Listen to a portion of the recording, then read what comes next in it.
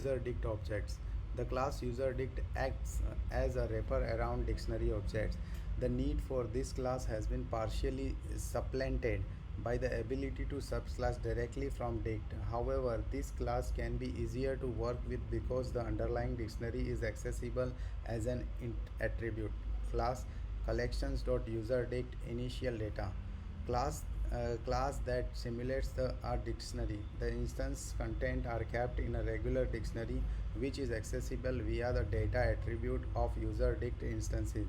If initial data is provided, data is initialized with its content.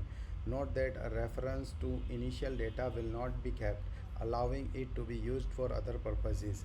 In addition to supporting the methods and operations of mappings, UserDict instance provide the following attribute data, a real dictionary used to store the contents of the UserDict class.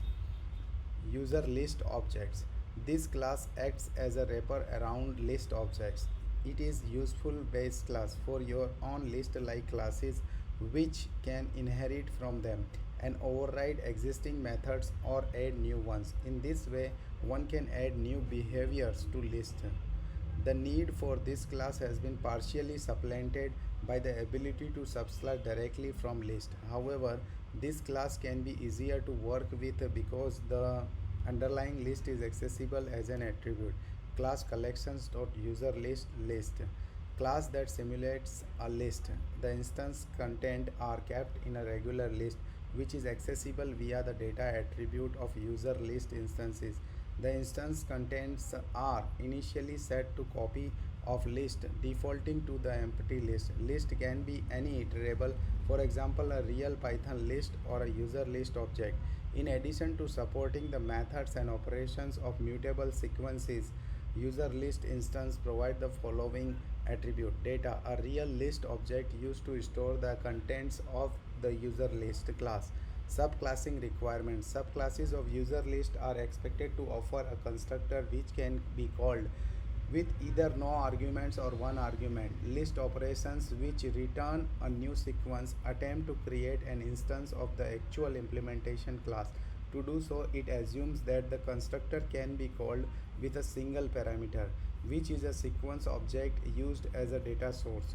If a derived class does not wish to comply with this requirement, all of the special methods supported by this class will need to be overridden. Please consult the sources of information about the methods which need to be provided in that case. UserString Objects. The class UserString acts as a wrapper around string objects. The need for this class has been partially supplanted by the ability to subclass directly from str. However, this class can be easier to work with because the underlying string is accessible as an attribute. Class collections.userString sequence. Classes that simulates a string object, the instance content is kept in a regular string object which is accessible via the data attribute of UserString instances.